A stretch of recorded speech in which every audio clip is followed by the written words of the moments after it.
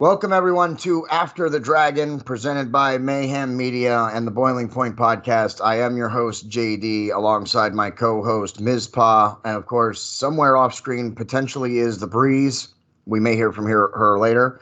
This is episode 9, following episode 9 of House of the Dragon.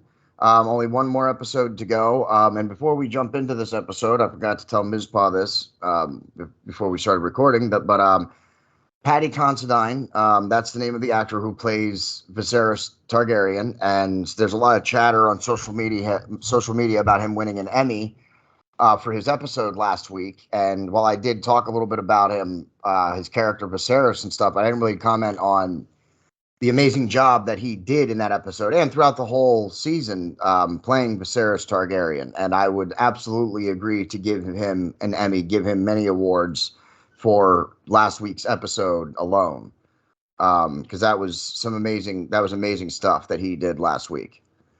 I completely agree with you. I mean, I feel like he took that character and he really owned that and really made it, his. Apparently, George R.R. Martin even tweeted out to him that he likes his version, Paddy Consodine's version of the character, more than the version he wrote. He actually wants to go back and rewrite his whole reign. Wow. Because of the way he portrayed it. Of course, he hasn't even finished the last 2 books, so who knows if he's actually, I don't know that he'll ever rewrite anything. But still, that's a hell of a compliment. Yeah, that's from the creator, from the guy who literally wrote the book on it. So, I think he was amazing in that episode.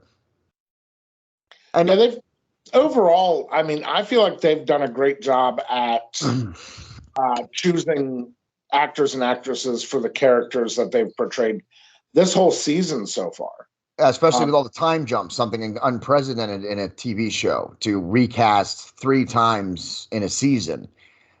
Pretty serious roles you're recasting. And that says a lot.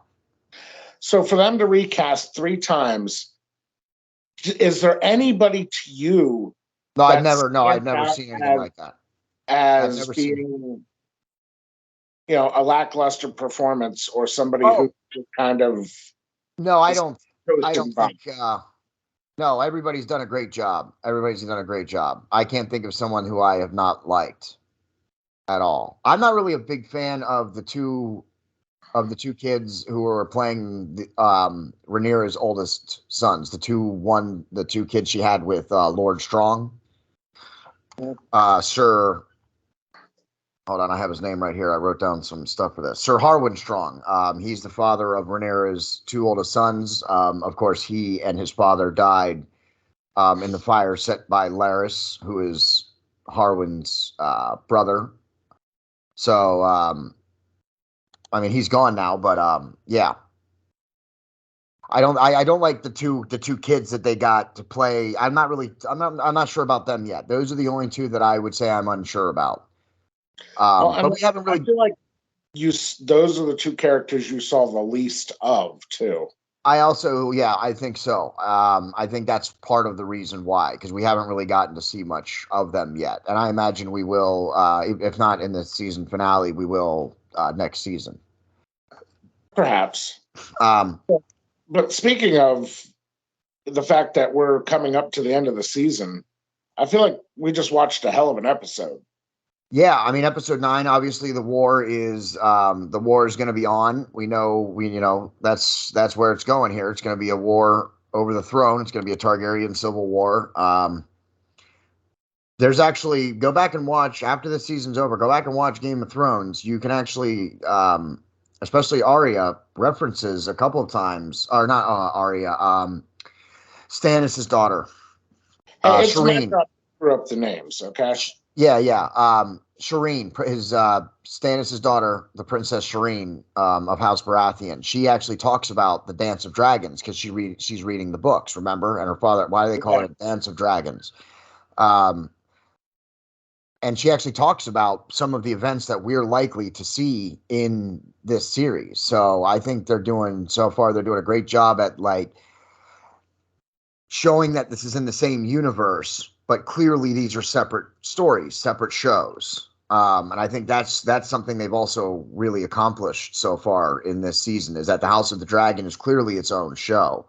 It has, you know, very little resemblance, except for in the same universe, is the only resemblance of Game of Thrones, even though there are a lot of parallels, and there's even a couple character parallels as well. Now, before we move on, right quick, we're going to just as we talk about characters, we're going to discuss their houses, where their seat of power is, and if I can find their sigils, I will show them to everybody as well. So if I say their names, I promise you 100% they're going to be wrong. Well, let's start with, we were talking about the strong. So let's talk about House Strong. I could not find their house words. I did not have a lot of time this evening and today to prepare for it. I had a long weekend. If I could find their sigil, I will have it up on the screen for you right now. Their seat of power is Harrenhal, so they're currently seated at Harrenhal. Their loyalty is to the Tullys of River Run. And of course, as we said, Sir Harwin Strong, who is the father of Rhaenyra's two oldest sons, when she was supposed to be married to Laenor Balerion, who we know prefers the company of other guys. And then, of course, Larys Strong, he's got the club foot, the one that walks with the cane. And apparently, as we found out in this episode, has a foot fetish. And John's favorite character?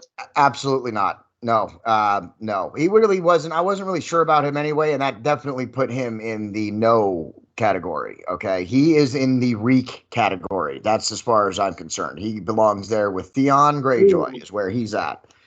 That's pretty harsh. Yeah. Well, I don't care. He's just as gnarly, dude. He may not be an idiot the way Theon was, but he's just as gnarly, dude. That's some gnarly stuff there that we saw in this episode. That's gnarly. I don't care. I don't care. I mean, even with all the incest that we see in this, it was the scene. It was the scene. It wasn't his fetish. It's not that he has a foot fetish. It was the disgustingness in the nature of which it all unfolded. Fair enough, but I also feel like it was done that way intentionally. Yeah, because he's a nasty son of a bee. That's why, man. I'm also a huge fan of fire. It seems. Yeah, he's the one that set the fire that killed his brother and then his father. I'm not sure. We haven't heard if he's the seat of power. Did he inherit Harrenhal? I don't know the answer to that. I really don't know the answer to that. Yeah, I'm not sure either, but in this episode, we also see another fire. Briefly. Refresh my memory. When they're running through the city and the Queen Who Never Was is escaping. Yeah, Rhaenys. You briefly see a very large fire. And that happened after. Oh yeah, that's in the I'm not sure where that was actually. Yeah, I remember the scene now. I'm trying to recall the details about it. But yes, I do remember that building being burned. Why I can't recall right now why that building was burned. I don't even have that. I don't think we know yet. Yeah, I didn't even mark that in my notes. It looked like it was supposed to be familiar, like we've seen it before. So I'm not sure, but yeah, maybe we'll find. Did basically give him reign to kind of, gave Larys reign to kind of do what he does. Yeah, and that's something right there. And then we see Yeah. So since we're talking about the Queen, let's talk about the High Towers real quick. Then the High Towers, here's their sigil. Their words are "We light the way." Their seat of power is Old Town, of course. Obviously, High Tower, the big High Tower of the Citadel. That is where the Citadel is located. The Citadel trains the maesters. Every kingdom has its own maester. Now, something that I didn't know if you knew, Mizpah, and is that Otto Hightower, the Hand of the King, is actually the second son. He is not the oldest. I did not know that. Yeah, I don't think I knew that either until this episode. It was the last episode. They call him Damon calls him a second son, I believe. And I did not know that, and I looked that up, and that is correct. Otto Hightower is the second son. His older brother, Lord Hobart Hightower, is the one who sits Hobart. Hobart's High Tower is the one that sits in Old Town, in the seat of power. I just want one character in this whole show whose name is like Bob. No, that's not going to happen. I think the fact that there's a Daemon seems out of place. Well, yeah, I mean, I guess his name is pretty easy to remember. Yeah. So, and let's talk about House Targaryen right quick before we move on to our next topic of the episode. House Targaryen, of course, their words are fire and blood. We hear Daenerys Targaryen in the first Game of Thrones series use that phrase quite frequently while she's trying to get back to Westeros. Here's their sigil, of course, the dragon banner, if you didn't know that already. If their seat of power is Dragonstone, of course. And I just wanted to point out that there are currently 2 family marriages, because I bet people are not aware of the second one. I wonder if you are too, Mizpah, or if you were before I sent you my notes. So obviously Daemon and Rhaenyra, they're both Targaryens, uncle and niece. Okay, they have 2 kids together. I believe it is 2, right? Because they had one, and then she was pregnant the last time we saw her. Yeah, I'm thinking 2, maybe 3, but I couldn't recall. And for those who don't know, the brand new king or fake king, whichever you prefer, whichever side of the war you're going to come down on, Aegon, the new king, is married to his sister, Helena, and they have a set of twins, at least a set of twins that I'm aware of, and they're brother and sister. So for those who didn't know, Alicent Hightower, 2 of her children, her eldest son, Aegon, and her eldest daughter, Helena, are married and have children. So that's 2 Targaryen family marriages that we currently have in the universe at this time. Yeah, I think, didn't they briefly mention that an episode or 2 ago when they were talking about? When I was looking that up, because I looked that up, I saw something, a post or something about it, and I was like, no way, really? And actually, when I saw that she was there and she had 2 kids, I had to look that up. So it's possible they may have alluded to it or mentioned it, but it has not been said outright. But they did a very good job at letting it be something that's kind of over here, that if you're paying real close attention, yeah, you'll pick up on it. But if you're not paying real close attention, it's just going to go. Poof. Well, I try and pay real close attention, but I definitely did not pick up on that up until. And I didn't catch it either until, like you, I was looking up some information.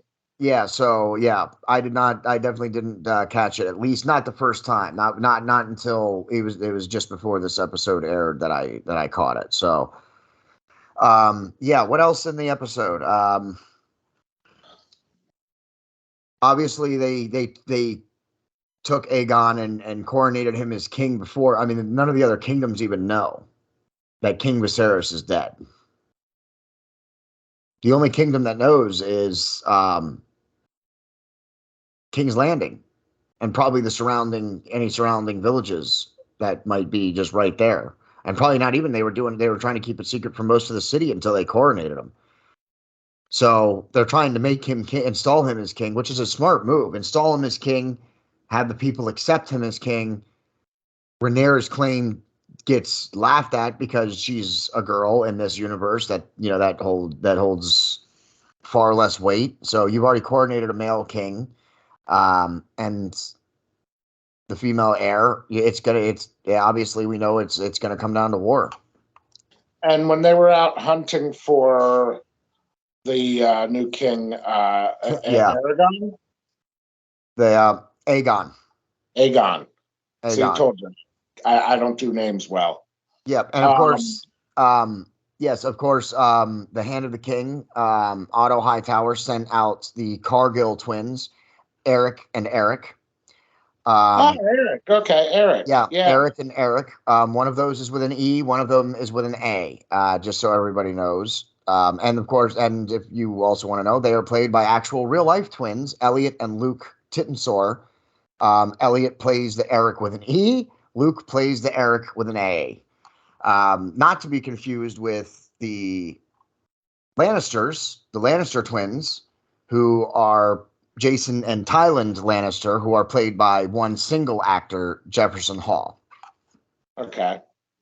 So The Cargill twins are played by real life twins, they were sent out by the hand of the king, Otto, and the queen sent out her Sir Criston Cole, who took Aemond Targaryen with him, Aegon's younger brother, and Eric betrayed Eric. Yeah, I mean, he left him to fight his own fight. Yes, I found that very interesting, and I was also not happy with it because there was the briefest of moments where I know the Eric and Eric twins, the Cargill twins, are not going to be, major players. They're not going to be major, and they'll likely die. But I was starting to like them. I liked them right up until Eric turned on his brother Eric. Of course, Eric, not to be confused with his brother Eric. Are you having fun with that? Yes, I am, and I'm hoping people are very confused when it comes to the House Cargill. I couldn't find their words, and I doubt I'm going to find their banner, so I am going to look, but their words I could not find. Again, I did not have a long time to look at this. When we do the episode that connects the two shows, that one will have much more deeper information. But so, did you like how Otto was very surprised to find out that word of the king passing made it out to the streets in some areas? Yeah. I mean, both him and his daughter, Alicent, both Alicent and Otto Hightower, they had a plan. And both of them involved keeping it a secret. That's what I think kept it so much a secret. Oh, you're talking about the woman that they went to go meet. Is that what you're talking about? Yeah. Oh, yeah. Yes. Oh my goodness. Yes. He seemed very surprised by that. But I mean, is he really? I mean, I know he's surprised, but this is Game of Thrones. Nothing ever stays secret. There's always a handmaiden or a child or a kid or someone who is watching and seeing something. I mean, the spy network in Game of Thrones. They always think that they did the best job at hiding it, and then turns out they didn't. Yeah, it certainly was interesting to find that Otto Hightower was shocked by that. You would think that he would be someone who would not react to something like that. Because I thought Otto Hightower was kind of going to be I don't want to like compare characters, but he's a little bit like Tywin Lannister from the first Game of Thrones. A little bit in some respects. Both old men, though he's the second son, Tywin is the head of his family. But the way they think and the way they operate are very similar. So I found it very bizarre that he reacted in such that way. That's what I found most interesting about that. Not that this girl knew, but that his reaction to her knowing was what I found most interesting. The fact that he showed the reaction. Yeah. I mean, it looked like he tried to subdue his reaction, but I think he was just that shocked. Yeah, no, absolutely. I think you're right. Absolutely. So how about the fact that the queen showed her father the fact that she's running her own game? Yeah. Outright was just like, hey, we agree to disagree at this moment. Yeah. And he feels Otto Hightower knows it's coming to war. Otto Hightower knows it's coming to war. But almost, actually, now that I think about it, though, Alicent kind of gave a reprieve. She didn't let the council plan Rhaenyra's and Daemon's assassination. And in turn, Rhaenys, the queen that never was, after she punched up through the dragon pit during the king's coronation, also did not burn Alicent and the whole family. She could have ended the war, the whole war. There wouldn't even have been a war. The series would have been over. Series finale, episode 9. Not only could she have ended everything right there, but she could have made herself queen. Oh, sure, yeah. Everybody that was there could have been torched. Yeah. And there would have been nobody left, and she could have been like, so I am queen now. Yeah, you're right. She absolutely could have. The queen who never was could have been the queen who now is. Yeah. And chose not to. Yeah, and I think that's interesting how they both gave a reprieve, both Alicent and Rhaenys. And I think that's the last one we'll see in this war. I think that's the last. I think that will be the last show of mercy from either side that we'll see in the war. We'll see. Yeah, I think they're going. I mean, they're Targaryens. They're going to murder each other. Well, speaking of 50% of them are crazy anyway. Rhaenys. Yeah, of course she's a Valyrian. She's not actually. I mean, she's a Targaryen. Of course, she's a Targaryen. But she's actually a Valyrian. She's married to Corlys Velaryon, who is supposed to be the current ruler of Driftmark. Driftmark is their seat of power. Here's their sigil. Their words are the old, the true, the brave. Driftmark is an island in Blackwater Bay, for anybody who doesn't know. And the Valyrians date back as far as the Targaryens do, all the way to Valyria. And the relationships was the same as then as it is now. The Valyrians ruled the sea. The Targaryens rule the sky. That's been the relationship between the Valyrians and the Targaryens, dating all the way back to Valyria. So, although now Lord Corlys is missing, presumed dead, in the war for the Stepstones, and we don't know what's happening there. And Rhaenys just busted out of basically jail. I mean, it was house arrest, but it was their house. So I'm going to go on a limb here and predict that Rhaenys knows where he's at, and that it's not what we believe it to be. Oh, interesting. That's interesting. So you think that he's not missing, that it's all part of whatever? That's exactly what I'm saying. That's interesting. Perhaps if I can speculate, perhaps maybe making a pact or an alliance with the Free Cities, perhaps maybe, knowing that the war was incoming. Yeah. Interesting. Well, we'll mark that down and see what happens with that. And how about the fact that Rhaenys is going to go visit Rhaenyra? And yes, yeah. Again, Rhaenys is going to definitely to Dragonstone to talk to Rhaenyra and that will mobilize the troops. Something else that I found interesting in this though was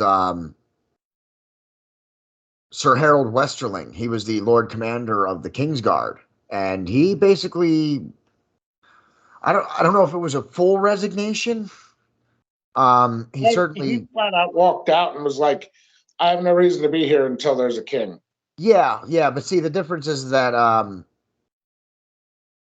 the one from Game of Thrones, when he left, who I'm totally drawing a blank on. He's one of my favorite characters in the first series, and I'm totally drawing a blank on his names. Too many names to keep straight sometimes. Barristan, Sir Barristan Selmy, from the first Game of Thrones. When he left. Clearly, he left. This wasn't a clear leave to me. He said, "There's no king. Until there's a king, I don't need to be here." That to me isn't necessarily a full resignation. That to me is, when there's a king, I'll be back. Or with what happened in the small council chambers, I should have got his character name, but I didn't write it down. But Sir Criston Cole smashed his head into the table. Did Sir Westerling maybe decide that was it, and he's going to go protect Rhaenyra? Maybe he's going to become a member of the Queen's Guard. That's very interesting. Wouldn't be the first Kingsguard member we see leave and go join a woman Targaryen who has a claim to the Iron Throne. Yeah. That could be very interesting too. Yeah. Now, Westerling, I was not able to find their words. Their seat of power is the crag. We hear that referenced once or twice, I believe, in the original Game of Thrones series, though we never see it. They never really talk about it. It's not as important. And in that story, it's a lesser house. It's a lesser city. It's not like Lannisport or Winterfell, so yeah. They are loyal to House Lannister. So you'd have to imagine they're probably in the Westerland somewhere. And that's House Westerling. Now there's one more house I want to go over before we finish up talking about some of the episode stuff. And that was the Royce family. And the reason that's important is for two reasons. One is that is the house that Daemon's first wife was a member of, was a Royce. She was a Royce, the one he flipped the horse and she ended up breaking her neck and then he killed her with a rock.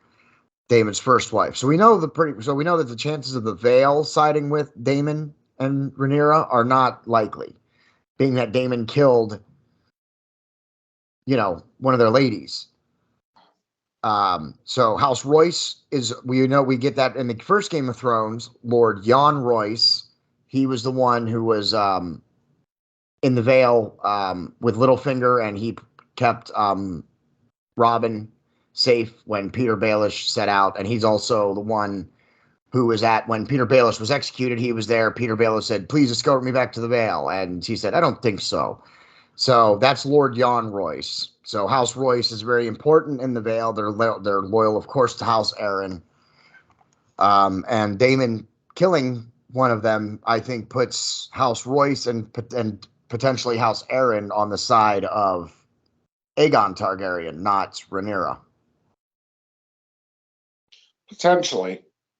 But do they know we saw that one scene. He comes and says, "Hey, you're not going to get your inheritance. I'll be challenging it." So, and I don't know if he actually ever got it. We don't actually ever hear about that, but I can't imagine that House Royce, I don't think would do it. And House Royce is loyal to House Aaron. So unless House Aaron, pulls rank and is like, "No, we're going to side with them," I don't see them. I see the Vale siding with Daemon, assuming they even get involved at all. They're not all the way north. I don't believe they're one of the northern houses, considered one of the northern houses. I don't think. But whether or not they'll get involved. Remember back a couple episodes now, we discussed whether Daemon goes and claims his inheritance or not. Yeah. And it was I think it was you that had said maybe he would keep that as a bargaining chip for later. Yeah. We were talking about whether or not that was, It's later. Yeah, that's true. They could do that too. That's not a bad thought there. Yeah, you're not wrong. They could use that too. If he gives up his inheritance for their loyalties, perhaps. Yeah, maybe. Now we're not going to see the northern houses, the Starks, or the Manderleys or any of those, the Umbers. We're not going to see many of those. If I'm not mistaken, they're not going to be too involved in the Targaryen Civil War. They pretty much stay out of politics. They're of the North. They have their Northern Kingdom, and that's it. So I don't think we'll see much of them, but maybe a little bit here and there. But I don't think we'll see a whole lot of them. Yeah, I'm thinking that maybe a mention at most, but I think that's going to be about all we get. Yeah, maybe if they travel north, maybe if the war takes them far enough north, then maybe we'd see some of the northern houses. But I mean, it's about House Targaryen. It's called House of the Dragon. It's going to be about House Targaryen and the families that are closest to it, being the Valerians and the Hightowers. So we know that those three families are going to be the primary characters. Obviously, with a little House Lannister, a little House Strong, they have some salt and pepper. House Cole. Oh, House Cole. Let me real quick. House Cole, Sir Kristen Cole. House Cole, and I'm gonna do some deeper research into House Cole so that when we do our episode after the season ends, connecting the two series, I can give you a lot more information about House Cole, because I think that they're going to be interesting. Because what the information that I got is that right now they're stewards to House Dondarrion. I did not write down their seat of power. That was stupid of me. But the reason that House Dondarrion is important is because of Sir Beric Dondarrion from Game of Thrones. He's the guy who's resurrected like 9 times. Okay. And they're the stewards of House Dondarrion. I don't know exactly what that means in the Game of Thrones terminology. So like I said, I'm going to do some deep research for our episode at the end of the season. Not the season with like after episode 10, we'll do After the Dragon episode 10. That's not the episode I'm talking about. We'll be doing another episode that connects Game of Thrones or House of the Dragon and Game of Thrones, and we'll go over some of the lines. Like a wrap-up episode. Yeah. So yeah, I don't think there was anything else. I think we covered pretty much everything. I mean, This is the first episode. This is the first episode without Daemon Targaryen. Matt Smith is the actor who plays him. I imagine that this will be this episode will have the worst viewership of the entire season, if for no other reason than he was not in it. Well, neither was Rhaenyra. Yeah, Rhaenyra. And you're right about that, but Matt Smith, the guy who plays Daemon, and he's also played a Doctor Who, apparently. I found out. He's like social media is all over him. He like I don't know. Yeah. He's a lot of people's favorite characters. Sorry about that. That's my phone going off right now because I forgot to silence it before we started. But yeah. 50 lashes with a wet noodle. Yeah. So yeah, all right. So this is only one episode to go. I think we'll get to see the kickoff of the war. I imagine a big cliffhanger. What do you think about that? What do you think the season finale next week holds? Well, I don't think we see the end of the war. Oh no. I'm no. It's just going to be the very beginning. We'll likely see like the first skirmish or something. I'm thinking is what we'll see. It's going to be. I think what's going to end up happening is we're going to see a rallying of all the troops, a look more along the lines of who's going to side with who. We're going to see some backstabbing and some side switching and some things like that. I think we're going to go ahead. I think it gets up to the big battle, and that's it. Yeah, I think episode 10. I think episode 9 we didn't see Rhaenyra or Daemon. We saw what was happening with this half of the Targaryens, the High Towers and the Targaryens. I think episode 10 is going to be what are Rhaenyra. I think it's going to take place right after. I think Rhaenys arrives. I think that's the start. I think Rhaenys arrives in Dragonstone. She fills them in, and then the entire episode is them figuring out what their course of action is and figuring out what banners they've called in and who's going to be loyal to them and who's not going to be. I don't think we'll see anything from King's Landing, actually. I think we'll see, like you said, I think if we see any combat, maybe a small skirmish, but I think like you said, I think it'll be a build up to the battle and then the episode will end and we won't actually see the battle until next season. And this is only the first battle. Yeah, I don't think we're going to see a time jump too much through the war. I imagine that'll stay pretty regular. I mean, some small time jumps, you know what I mean? I think they're going, they'll do small time jumps, but not 10 years. They're not going to do 10 years again, I don't believe.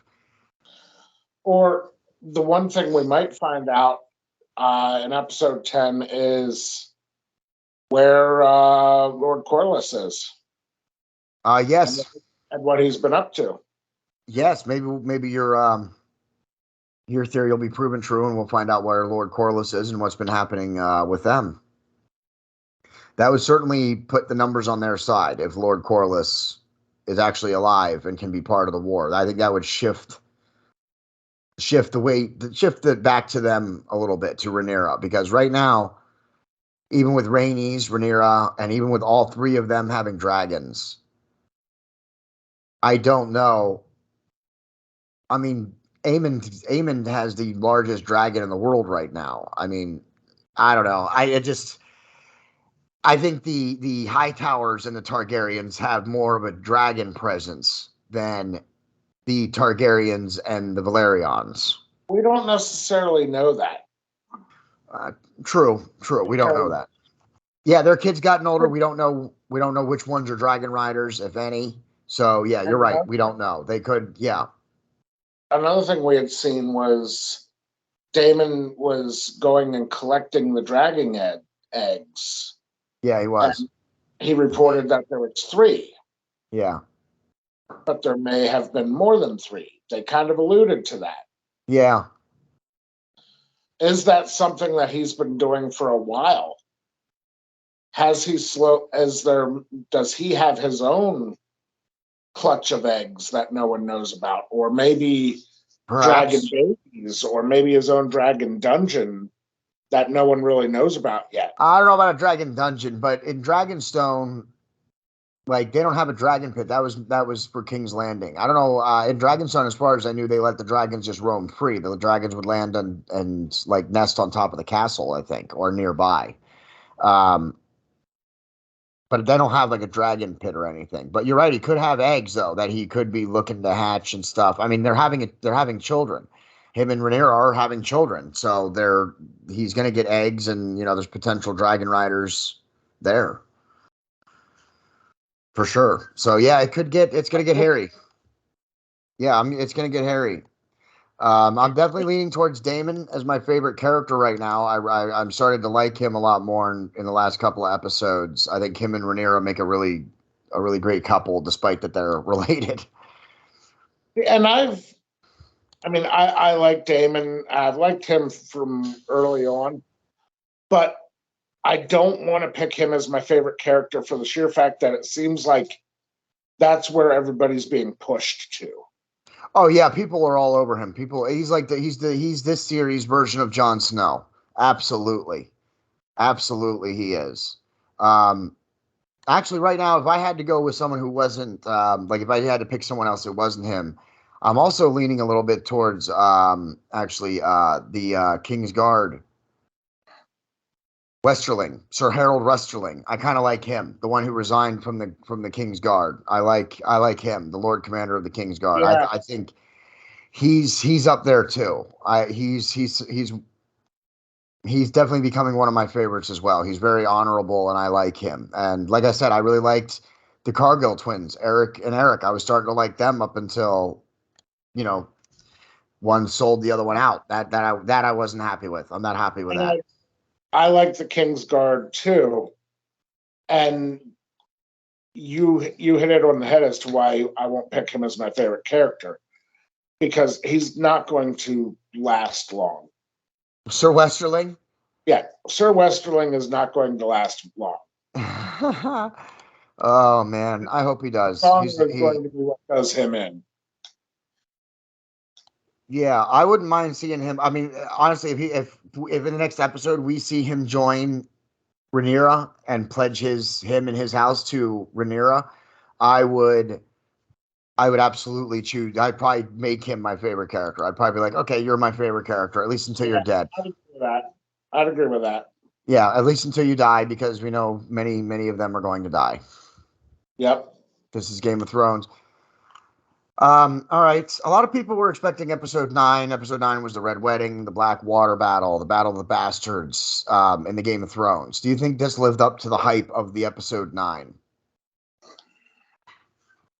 I think it kind of fell a little flat. And I love where the story's going. Don't get me wrong. And the episode was great. A dragon just burst into a room full of people. Yeah, that's true. That is true. But I just think that still seemed a little lacking compared to the Battle of the Bastards, the Battle of the Blackwater Bay, the Red Wedding, Ned getting his head chopped off. I mean, those are things that. Well, but this really didn't have. But you're not wrong. I mean, you're right. Did it hold as much weight as maybe, let's say, Ned? Yeah. The first episode 9 was Ned losing his head. So did this kind of hold as much as Ned losing his head? Yeah, I guess I'd say that. Yeah, I mean, a dragon busting through the ground is about the equivalent of the Warden of the North losing his head. So yes, a dragon breaking through the floor and killing hundreds of people is about the equivalent of losing the Warden of the North and having him lose his head. And not only did they kill, hundreds of civilians, but she had the ability to torch the entire nobility in front of her. Yeah. And she chose not to do it. So now we have a war. She could have ended the whole book in the series. Damn you, George R. R. Martin. Why couldn't you just end your book? Just like that. Have her just burn everybody and the story's over. That's not good storytelling. So, although they've done that once before. Yeah. Story wasn't over, but they torched everybody once before. Yes. And they certainly know how to replace people. So, all right. Well, this has been episode 9. Next week, next Sunday, look for the season finale of After the Dragon, following the season finale of House of the Dragon. Mizpah will be joining me for that, or I hope. They've entered, him and the Breeze have entered the can't make concrete plans because they may be at the hospital with their new baby plans. So, which you mentioned that before, so I'm just saying it again. I assumed it was allowed to be public knowledge. Yeah, we're definitely in the take it day by day phase. Yeah, so that's where they're at. So hopefully he'll be here for the season finale. If not, he will be around for doing the episode where we link the two shows together. Him and I are definitely going to be doing that together. So hopefully he can make it next week to the season finale. If not, I will do it alone and do the best that I can.